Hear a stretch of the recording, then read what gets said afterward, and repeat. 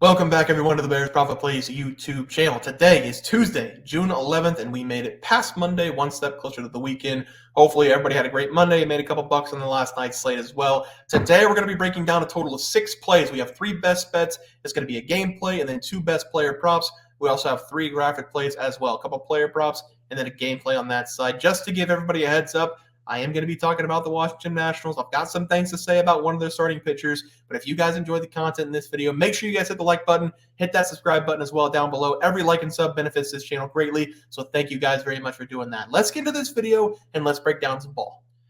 All right, guys, let's take a look at this graphic here for Monday's slate of games. I am recording pretty early, about 6 o'clock Central Time, so none of our games have started yet. I am going to go with the Blue Jays and the Brewers over 8 runs. I did get it at 8 runs with Jose Berrios going up against Colin Ray on the mound. So I've got over 8 runs and the Blue Jays on the money line in that game. Then I have Heliot Ramos over 1.5 bases. And then I got Logan Gilbert under 1.5 earned runs. So I'm not going to do the under 2.5.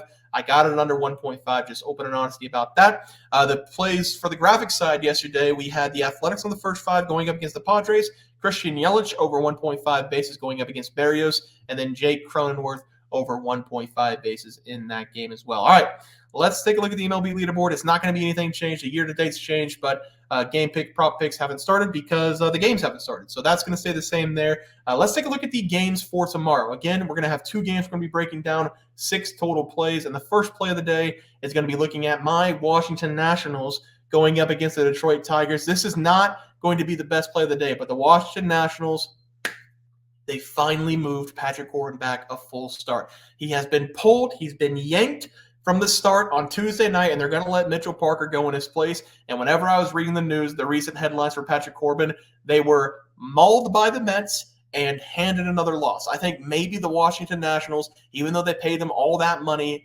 for him to start, I think they finally realized that it's time for him to move on. The report also said over the last 4 starts, he's had a 7.22 ERA, and he's only been able to go 23 innings. So thank God he's going to be out in this game. The Nationals, they have a shot to win it now, and I'm going to take them on this game. I'm on the money line as the play. We get Mitchell Parker on the mound. He is miles better than Patrick Corbin. Even if he's a rookie, he's very good at giving the Nationals 5+, even 6+ innings, and I think he's going to do that again today against the Tigers. He has been decent this season. He does give up a few too many runs because he gets himself into these jams, and then he's not very good at getting himself out. But you can tell he has everything you're looking for in a reliable starting pitcher. It's just a little bit too early for him in the MLB. He's a young guy. Over the last couple games, he's been pretty good, and he keeps his hits down, which is a very key factor, but he still gives up a few too many runs because he gives up too many home runs. He's coming off a game against the Braves, going 7 innings, only giving up 3 hits in that game, but he still gave up 2 runs. Despite him giving up a few too many runs, I think he's doing a great job on the mound this season. I'm going to trust him in this game going up against the Tigers. We are also getting a fairly good matchup with Kenta Maeda back on the mound for the Tigers. He's coming into this game with a 6.25 ERA. He was scratched from his last start going up against the Rangers, dealing with a little bit of an injury, but it looks like he's going to be back in this game for the first start in over 10 days. The numbers for him this season, they're bad. He is a very inconsistent pitcher on the mound this season. Most of his games, he gives up over 3 runs, but he will have the occasional game where he gives up 1 run or no runs. The Nationals, though, they've got a lot of contact hitters in that lineup, and that's what I love about them. They're pretty good at passing the bat down to the next guy, keeping the line moving. I'm going to take them in this one on the money line against the Tigers. I think with Kenta Maeda on the mound, they're going to get a few run lead on him, and then hopefully, please, Mitchell Parker shut them down in this game. Give me the Nationals on the money line as the play there. For the 2 props on the screen, I'm only going to be playing 1. Matt Vierling over 1.5 bases. If you're looking for a Nationals hitter to take, Jesse Winker in this game is probably the guy you need to look at. This is going to be a left versus right match for him. That's very important for Jesse Winker to get on the right side, right-handed pitcher, because he's hitting much better against righties this season. 275. All of his power is coming against right-handed pitching, and Kent is giving up a batting average of 260 against lefties this season. I do like the matchup there for him, but for the 1 play today, it's going to be Matt Vierling, who is coming into this game as a right-handed hitter, getting a matchup against the lefty Mitchell Parker. This is a great matchup, and it's one you have to take because Matt this season is hitting .316 off of lefties. Mitchell Parker's been bad this season as well against left-handed hitting, giving up a batting average of 271. There isn't a whole lot of power whenever Matt's going up against lefties. He only has 3 extra base hits, but he does have 18 total hits and only 57 at-bats. I think it makes him a better hitter whenever he's going up against lefties, just getting the ball in play, taking the single, taking the easy way out. He's had multiple multi-hit games this season against lefties. I'm going to take him here again to have a good day against Mitchell Parker over 1.5 bases as the player prop. So 2 plays for that game. But let's move on to game number 2. It is going to be between the Pittsburgh Pirates and the St. Louis Cardinals. We have Paul Skeens back on the mound for the Pirates. Miles McCollum back on the mound for the St. Louis Cardinals. Everybody knows exactly where I stand with Miles. I don't think he's a very good pitcher. He's given up at least 3+ runs in 7 of his last 10 games. And the only positive thing I can think about for Miles this season is that at least he gives his team 5 innings of work basically every single game. He's not a reliable arm, but I'm going to trust him in this game because I don't think either of these teams are going to be able to score against each other. The Pittsburgh Pirates having Paul Skeens on the mound is a huge advantage for them because the Cardinals, they're already having trouble hitting the ball this season. He should be able to shut them down no problem. But Miles also has kind of an advantage in this game because the Pittsburgh Pirates haven't been able to score a ton of runs either this season. If you're familiar with Miles, you know the third time around is usually whenever all of his damage is done. So I'm going to take the under in the first 5 innings of under 4 as the play. I do think Miles can get us through 4 innings with no damage. The 5th inning might be a little tricky getting that third time around for some guys, but Paul Skeens should be able to handle the Cardinals in this game. The numbers for Paul this season have been pretty good, giving up 2 runs or less in 3 of the last 4 starts. He's coming in with a flat 3 ERA, and he is a strikeout guy. He struck out 7+ batters in 4 of his first 5 major league starts. Again, the Cardinals, they struggle to hit the ball and they struggle to put up runs. And the one thing that Paul Skeens has shown this season is that he doesn't walk a lot of people. The Cardinals, they're going to have to put the ball in play against Paul if they want to get some runs on him. I just don't think that's going to happen. As long as Miles can give us 4 innings of good work, we should see the under hit pretty easily in this game. So that's where I'm going to go. Under 4 runs in the first 5 innings as the play. For the props on the screen, I am going to give out Oneil Cruz as the only play over 1.5 bases. The reason I have Burleson up there is because he's been red hot at the plate for the Cardinals. He's basically doing everything for them. I was going to put Paul Goldschmidt up there, but I feel like Burleson deals with the heat better than Goldschmidt.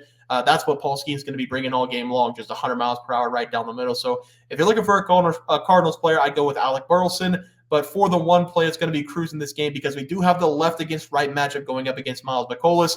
Oneil Cruz hitting from the left side has been horrible against lefties this season, only hitting 102 on the year. But whenever he goes up against righties, he does all of his damage, and I mean all of his damage against righties. He has a batting average of .299 against righties, and he has 21 of his 23 extra base hits against right-handed pitching. Miles this season, he's coming in with a 5.32 ERA. He does give up quite a bit of hits every single outing, and he's been worse against left-handed hitting this season as well. This is a great match for Oneil Cruz, so I'm going to take him here over 1.5 bases as the play there. All right, let's get into the cards. It's going to be the best hitting prop and pitching prop of the day.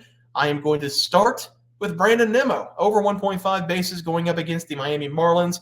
He's getting a matchup going up against Jesus Luzardo, who has really been struggling over the last 2 games, going up against the Rays and the Padres. Over those 2 games, Luzardo, he's only gone 10 innings. He's given up 16 hits, 12 runs, bringing his ERA up to 5.30 on the season. If you guys remember last season and in 2022, Jesus Luzardo was a pretty good arm. He was pretty reliable. This season, it's the exact opposite. He's already given up 33 runs in 56 innings. That's not a good number. Luzardo also gives up a batting average of .316 to left-handed hitting, and Brandon Nimmo is coming into this game as a lefty who actually bats better against left-handed pitching.